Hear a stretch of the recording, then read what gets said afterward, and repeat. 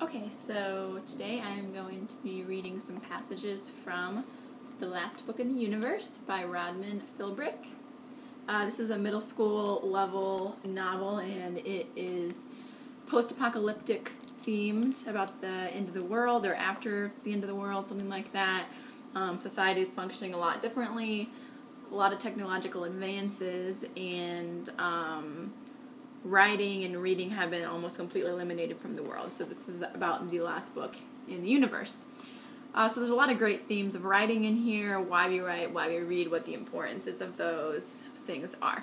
So the first quote I'm going to read is on page, starts on page 94, goes on to page 95.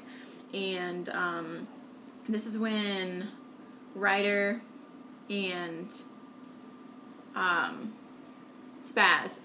and Spaz they run into Linnea, who is genetically improved, and Ryder talks about how fair maidens must be rescued. So, starting at the bottom of page 94. The smoke clears and we see her, a slender, beautiful girl standing on top of a broken down tack V. She's not wearing body armor, just a flimsy, shimmering white gown and a silver headband. Howling attackers swarm around the tack V. They've snatched up packages of edibles, stuffing their dirty faces with food. Some of them are waving torches, reaching out their hands to grab her ankles. "I am Linnea, child of Eden," she shouts. "Touch me and you'll die." It's the Prove girl, the one from the Maxi Mall, the one who asked my name. Billy Bismo said if I ever saw her again I should run for my life, because contact between Proves and normals is forbidden. But if me and Ryder don't do something, she's going to be set afire or torn to pieces. Or both. "You're sure she's the one?" Ryder asks when I tell him. "I'm sure." "Doesn't really matter who she is," he says, his eyes lighting up. "Fair maidens must be rescued." I think this is an interesting passage because it kind of is, all throughout the book, Ryder kind of mentions a lot of older literary themes or quotes, things from old poems, things that have been passed down. So it's cool to see what has kind of been remembered, what has been saved, even though most of the reading and writing is gone. So Ryder talks about the fair maidens must be rescued, which is definitely a theme that we see in a lot of classic literature. So just bringing kind of the themes of the old classic literature into the new literature, I thought was kind of a really cool thing that Philbrick did. The next two sections are going to be specifically about writing, because I think this book has a lot of really cool quotes, cool things to say about writing. So, page 194, this is Bean talking to Ryder. "How come you're always talking about being old?" Bean wants to know. "Because I am old," Ryder says. "I don't really mind the old part. I'm just worried I don't have enough time to finish my book." Bean nods wisely, as if she expected that particular answer.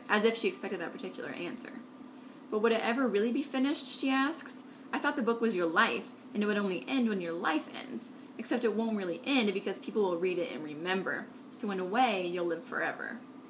At first I think he's offended, but after a while a smile slowly creases his aged face. "Thank you, Bean," he says and pats her head. "For what?" "For reminding me of why I'm a writer." And so this would be really a good conversation to engage the class with. Why do we write? And we see that Ryder here is reminded that the reason he writes is so that people can read it and remember, and that way that it will live on forever. So we could talk of examples of ways that people or events have lived on forever through writing, and that theme is also engaged and mentioned here. And that really is kind of the point of the entire book. The last quote I'm going to read is my favorite quote, and it is on page 209. I'll just go ahead and read it. "Mind you, I could have lived my final days in Eden, living the life of luxury, and the smile never would have left my face. But who would finish my book?" he says. "Huh? What's to write about if life is perfect? If you spend all of your time lazing about and dangling your old feet in cool streams of clean waters? Writers need a challenge. They need to struggle. They need to fight." This quote automatically stood out to me when I read it because I recently went to a poetry slam that had a poem that really engaged some of the same topics, and it was kind of satirical, but it was about how poets or artists have like this poet knew some of his friends who were artists, and they had sabotaged their own lives so that they would have stuff to write about because things were going too well for them. So they needed crap to happen in their lives so that they could have something to inspire their writing. And I think that's a really interesting idea, and it makes sense in a way, but it's also really messed up. So it's interesting that Ryder mentions kind of some similar ideas in here, that you could live a perfect, easy, fun life, but then, what would you have to write about? Because writers need a challenge.